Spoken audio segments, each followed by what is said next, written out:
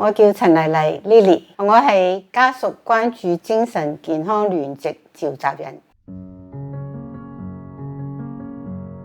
1980年初嘅時候咧，我個女 Sandy 咧就患咗精神病。當時嘅社會咧對精神病嘅意識係好低嘅，資訊亦都係好少，所以大家一聽見有個精神病咧，就覺得一定要入去青山醫院，而且係要長期喺個醫院度接受治療嘅。我個女咧發病嘅時間差唔多係佢讀緊中三，佢嘅班主任咧就發現到佢嘅學校成績一落千丈啦，同埋咧喺學校咧係絕少參加啲學校嘅活動。咁我發覺到咧佢同往時係唔同，就係好沉默。好多時候假期我係話想去飲下茶嚟行下街。平時佢都好有興趣嘅喎，好雀躍嘅。突然間咧，佢好似有一種社交退縮嘅現象。喺夏天嘅時候，幾日都唔沖涼，發覺到佢個生活嘅習性點樣會改變到咁大嘅。當時咧，同佢去睇家庭醫生，家庭醫生咧就建議我哋去睇一個精神科醫生。個醫生話俾我哋聽，佢患咗精神分裂症。咁呢一個名稱咧對我哋係真係好陌生，所以我哋就好恐懼，同埋咧亦都係唔想去接受呢一個佢患病嘅事實。由於佢有幻聽有幻覺，所以佢個人好敏感，脾氣亦都係好差。好多時候咧，佢聽到啲聲音係鬧佢嘅，佢就好猛整嘅。咁我當時又唔係好識處理，淨係會話俾佢聽，冇可能有人鬧你嘅。於是佢就更加嬲我啦，向我發脾氣，認為我係唔了解佢。我個女咧由開始病到今時今日咧係30幾年噶啦。我諗係憑着愛啦。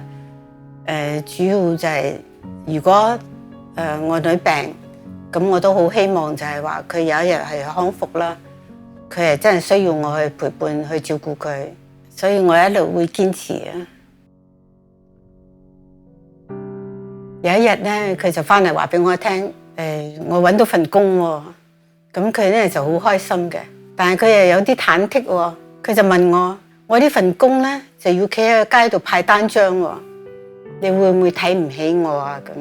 咁我當時咧就話俾佢聽，最緊要咧就係你自己有一份工作，能夠係幫到自己，亦都可以幫到人哋。嗰個工作環境都係幾辛苦嘅，日曬雨淋啦。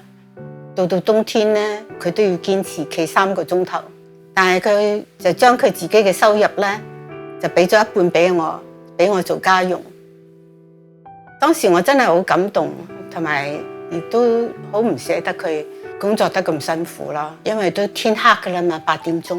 好多時候我就去接佢返屋企。本來我哋嘅感情都係好緊張嘅。但係經過呢1年佢嘅工作嘅過程當中咧，我自己都覺得我嘅付出係值得嘅。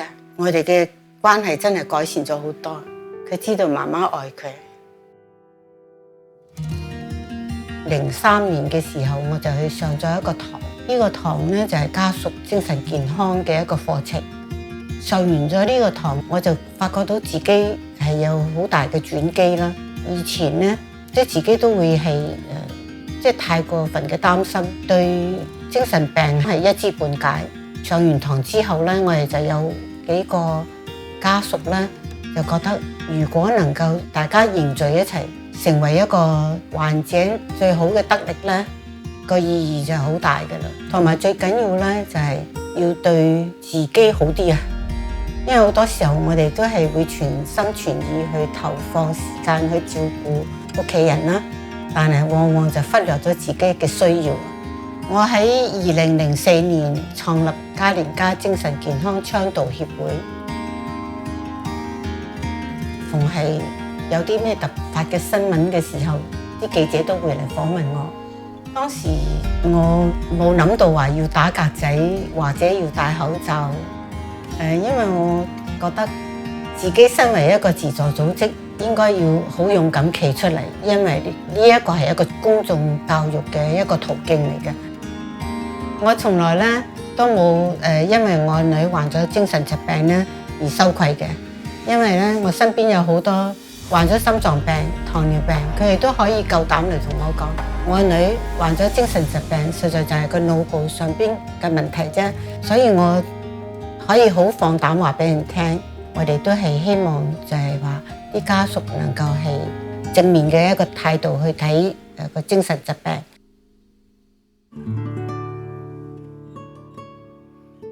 我女咧而家嘅病情就好穩定，佢最近話俾我聽咧，公司俾咗封信俾佢，獎勵佢，話佢喺工作方面咧係表現良好，咁我都好開心。